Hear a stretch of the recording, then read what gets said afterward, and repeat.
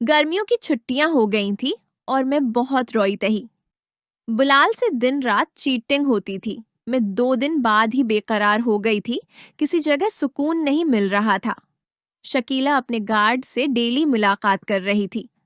5 रोज बाद में घर से भाग जाना चाहती थी।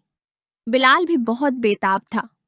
इसे भी मुझसे प्यार हो गया था और हम वक्त ऑनलाइन होकर मुझसे बातें कर रहा था। बिलाल ने आहद कर लिया था कि वो शादी सिर्फ मुझसे करेगा। ये मेरे लिए बहुत बड़ी खुशखबरी थी, क्योंकि उस दुनिया में बिलाल सबसे अजीज तर था और बिलाल के सिवा मुझे कुछ नजर नहीं आता था। लेकिन मेरे साथ बिलाल के भी बहुत से मसाइल थे और हम शादी करके मोहब्बत को परवान नहीं चढ़ा सकते थे। हम दोनों बच्चे थे और जज्बात में आगे बढ़ते जा रहे थे। हम किसी से कोई बात शेयर नहीं कर रहे थे और अपनी मर्जी के फैसलों की तरफ बढ़ रहे थे। एक रोज बिलाल बोला, नाजिया, हम लोग मीरज कर लेते हैं। मैंने पूछा तो बोला, बस जिस दिन मेरे हाथ ज्यादा पैसे लग गए, हम दोनों यहाँ से भाग जाएंगे। बहुत दौर गांव में मेरा दोस्त रहता है, बस वहां जाकर शादी करके अपनी अलग सी जिंदगी गुजारेंगे। मैंने बिला सोचे समझे उसे हाँ कर दी। कराची जैसे बड़े शहर में जिंदगी गुजारते हुए मैं उस शहर से बाहर कभी नहीं गई थी और टीवी ड्रामों में गांव की जिंदगी मुझे बहुत अच्छी लगती थी। अगले 1 हफ्ते तक बिलाल मुझे ऐसी बातें बताता रहा जो बहुत आसान सा काम था और हम जिंदगी बाहर शहर से दौर मोहब्बत भरी जिंदगी गुजार सकते थे और मैं मुकम्मल तौर पर तैयार हो चुकी थी। उस घर की कोई चीज थी कि अम्मी अबू भी मुझे अच्छे नहीं लगते थे। मुझे बिलाल से आखिरी बार मिले 15 रोज से ज्यादा गुजर चुके थे और मैं बहुत बेताब थी। अब बहुत दिनों से मुझे उसमें खुराक नहीं मिली थी और मैं बहुत बेचैन थी। मैं जल्द से जल्द बिलाल के साथ जाना चाहती थी। बिलाल के पास इतने पैसे नहीं थे। वो कहता था कि इतने पैसे लाजमी हूं कि हम उस बस्ती में अपना मकान ले सके। मकान खरीदने के अलावा क्या करना है और जिंदगी कैसे गुजारेंगे, हम दोनों को मालूम नहीं था। बिलाल मुतमईन था कि उसका दोस्त असद उसके लिए सब कुछ करेगा। असद कराची में ही कुछ उर्सा कबल किसी फैक्ट्री में जॉब करता था और बिलाल के मोहल्ले में ही एक कराने के क्वार्टर में रहाइश पजीर रबा था। अब कुछ उर्सा कबल से वो गांव चला गया था और वहीं कोई कारोबार करता था। मैं बेदिली से घर के कामों में मसरूफ था। अलमारी से कुछ सामान निकालते हुए मेरा दिल एकदम उछल पड़ा। अलमारी के दराज में पड़ी सारी रकम मेरी दस्तरस में होती थी। मैंने दराज खोल के देखा। उसमें काफी सारी रकम पड़ी थी। अबू कुरिया से भेजते रहते थे और चंद माह कबल जब वो आए तो बेनक से करेंसी तब्दील कराकर घर में रख के गए थे। मैं बहुत मुतमईन हो गई और अलमारी को बंद करते बेडरूम में आ गई थी। मैं सोफे पर बैठी काफी देर सोचती रही। फिर मुतमईन हो गई कि मैं अपने माँ बाप की उकलौती औलाद हूँ और मैं उस रकम को अपनी खुशियों पर खर्च कर सकती हूँ। बिलाल भी तो मेरी मोहब्बत में इतना कुछ कर रहा था। मैंने मोबाइल उठाकर डेटा ऑन किया तो बिलाल का मैसेज फट से सामने आ गया। जानो, मैंने घर से 1 लाख रुपए चरा लिए हैं। बस कुछ और हाथ मार लूं तो अपना सफर शुरू हो जाएगा। मैंने फौरा उसे मैसेज किया कि मजीद कितने चाहे पैसे। बोला, 5 लाख तक मकान मिल जाएगा गांव में। मैंने कहा, बस आप तैयारी करो, पैसे हैं मेरे पास। अगली रोज उम्मी मामू के साथ डॉक्टर के पास चली गई। मैंने बिलाल को कॉल कर ली कि बस आ जाओ। मेरी ममानी सो रही थी। मैंने अलमारी से 5,000 के नोटों वाली गड्डी के साथ कुछ और पैसे भी उठा लिए और उम्मी का सारा ज्योर एक बलियो कलर के शापर में डाले और छोटे हैंडबैग में जिसमें मेरे 3 सूट रखे हुए थे उसी में डालकर बिलाल का इंतजार करने लगी। बिलाल की कॉल आ गई थी कि मैं टैक्सी पर हूँ और 5 मिनट में पहुंच रहा। अब गली की नकर पर पहुंचूं। मैंने मोबाइल को ऑफ करके अम्मी के तकिया के नीचे रखा और ममानी के कमरे का दरवाजा खोलकर तसल्ली की और सकन कलर के चादर लपेटकर हैंडबैग उठाकर घर से बाहर आ गई। मैं गली के नकर की तरफ बढ़ रही थी कि एक टैक्सी रखी और बिलाल ने जल्दी आने का इशारा दिया। मैं उसके साथ बैक सेट पर बैठ गई। मेरे दिल चाह रहा था कि मैं बिलाल से लपट जाऊं, लेकिन ऐसा ठीक नहीं था और हम वैसे भी अब एक हो चुके थे और जिंदगी भर का अहद निभाने निकल पड़े थे। सहराब गोट के एक बस टर्मिनल में बिलाल एक बस के सामने लगा रहीम यार खां का बोर्ड देखकर रख गया। टिकट खरीदी और हम दोनों एक सेट पर बैठ गए। दिन के 3 बजे गाड़ी वहां से निकल पड़ी थी। शहर से निकलने के बाद के नज़ारे और मैं बहुत खुशी से ये सब कुछ एंजॉय करती जा रही थी। एक जगह पुलिस वाला गाड़ी की तलाशी के दौरान हमारे पास ठहर गया और पूछा, आप कौन हैं? बिलाल ने एतमाद से कहा कि ये मेरी बहन है और हम रहीम यार खां मामू के घर जा रहा। पुलिस बिलाल का स्टूडेंट कार्ड देखने के बाद चला गया और हम मुतमईन हो गए। बिलाल अपने दोस्त से मुसलसल राब्ते में था। बिलाल के पास नया मोबाइल फोन देखकर मैंने पूछा तो बताया ये कुछ दिन पहला लिया है और उसकी सम भी उसी दोस्त के नाम पर है और दोस्त से उस नंबर से बात करता हूँ। अपना मोबाइल मैंने बंद करके छिपा दिया है। मैं भी अपने मोबाइल से बिलाल की चैटिंग डिलीट करके और बाकी चीजें जो मेरी समझ में आती थी डिलीट करके मोबाइल अम्मी के तकिया के नीचे छिपा आई थी। हम मुख्तलिफ शहरों से गुजरते आगे बढ़ रहे थे। शाम के साए गहरे होने लगे थे। मैंने बिलाल से पूछा तो उसने अपने दोस्त को काल मिला ली और इससे बात करके अपनी बताने लगा। फिर काल करके बोला, हमें और आगे जाना है। रात के किसी पहर हम गाड़ी से उतर चुके थे। उस मेन रोड से एक कुचा रास्ता बाएं जानिब जा रहा था जहां एक साइन बोर्ड लगा था, लेकिन अंधेरे की वजह से उस पर कुछ पढ़ना मुमकिन नहीं था। एक आदमी अपने मन पर कपड़ा लपेटे बैठा था। उसने बिलाल से रस्मा कलमात अदा कए और हम दोनों से हाथ मिलाकर अपने पीछे बैठने को कहा। उसका हाथ बहुत बड़ा और सख्त सा था। मैं उसके पीछे बैठ गई और बिलाल मेरे पीछे। ये बड़ी जसामत का मुल्क था और उसकी बॉडी बहुत सख्त थी।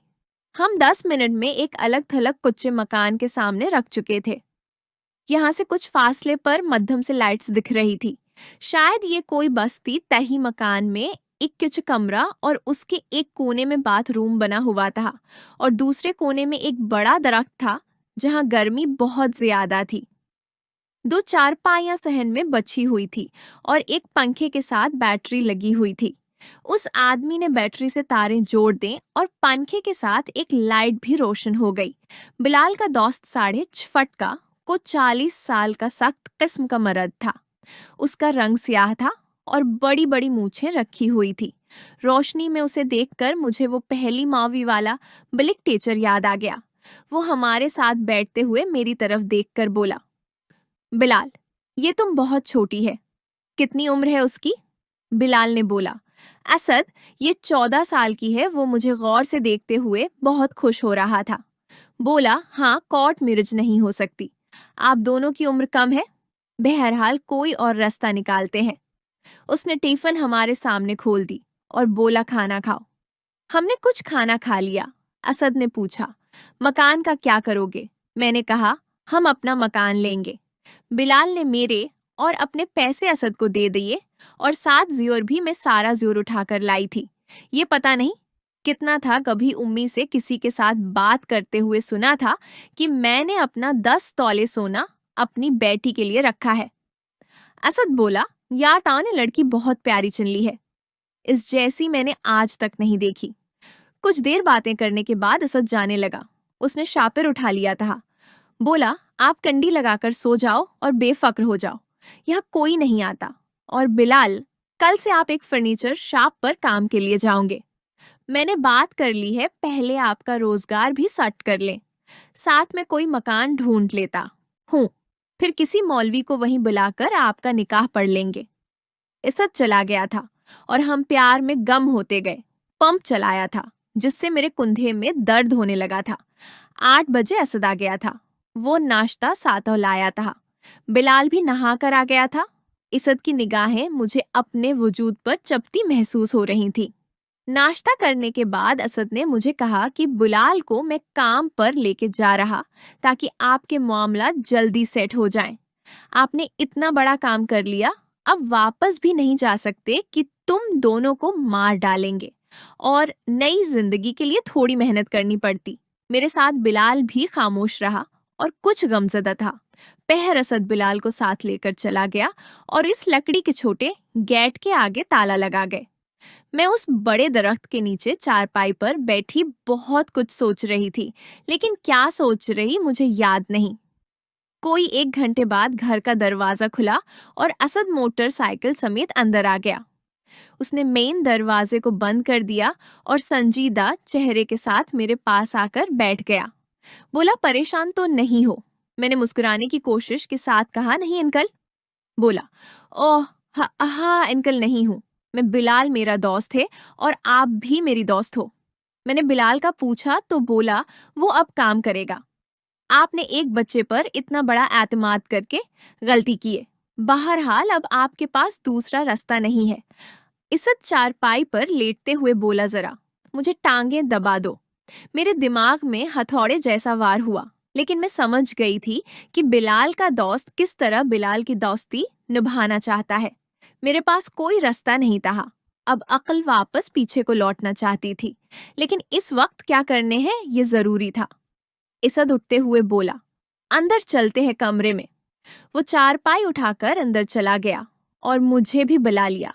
मैं लरजते बदन के साथ गहरी सोचों में अंदर जाने लगी। दूसरी तरफ मेरे दिमाग की स्क्रीन पर पहली बालिग टीचर वाली मूवी भी चलने लगी थी। फिर असद ने मुलाकात की अपने मामूल के मुताबिक नहाती थी। वो सुबह आते हुए कुछ चीजें लाया था जो हमने 2 बजे कहा लें थी। इस 4 बजे ये कहते हुए चला गया कि मैं आपके लिए सिलेंडर बर्तन और कुछ दूसरी चीजें लेकर आता हूँ और आपके लिए एक मकान देखने भी जाना है। असद के जाने के बाद मैं मायूस से अंदाज में कभा लेट जाती और कभी उस सहन में टहलने लगती थी। मैंने एक बार सोचा कि बिलाल को सब बता दूंगी, लेकिन फिर उस इरादी को तर्क कर दिया कि अगर उसके बताने के बाद अगर कोई मसला बन गया तो हम कहाँ जाएंगे। मुझे अम्मी का सच्चा प्यार भी बहुत सतारुबा था।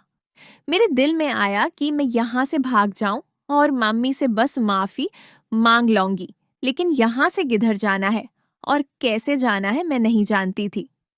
शाम के फौरन बाद बिलाल और असद आ गए थे। वो बहुत सा सामान और कहाना बही साथ लाए थे। बिलाल बहुत मायूस और थका हुआ था। रात 10 बजे तक असद बातें करता रहा, फिर वो चला गया। बिलाल मेरे साथ लेट गया और बोला, जानो बहुत थक गया हूँ, काम बहुत मुश्किल है। मैंने कहा, बिलाल मुश्किल है तो नहीं करो, बस अद्धर घर में रहो। बोला, नहीं जानो, जो हमने उसको इतना आसान समझ लिया है ऐसा नहीं है। अब नई और इन देखी जिंदगी को सीखना पड़ेगा। यहाँ के अलावा हम कहीं के नहीं हैं। वो बातें करता सो गया था और मुझे भी नींद आ गई थी। मेरे वजूद का दर्द कुछ ठीक हो चुका था, लेकिन उठने की हिम्मत बाकी नहीं थी। धूप दरख्त के ऊपरी हिस्से तक आ चुकी थी। बिलाल को मैंने जगा दिया और खुद बाथरूम चली गई। मैंने अपने लाए हुए कपड़ों में से एक सूट निकाल के पहन लिया। बिलाल को भी एक पींट शर्ट निकाल दी। हम बातें कर रहे थे कि असद चाय का थर्मास और पराठे लेकर आ गया। नाश्ते के बाद वो बिलाल को लेकर चला गया और 20 मिनट बाद ही वापस आ गया। मेरा वजूद कांपने लगा। वो खाने की कुछ चीजों के साथ एक शापर में दूध भी लाया था। मुझे बोला, एक गिलास दूधा गर्म कर दो। मैंने बर्तनों का शापर खोला और एक बर्तन निकाल का मैं दूध गर्म किया और गिलास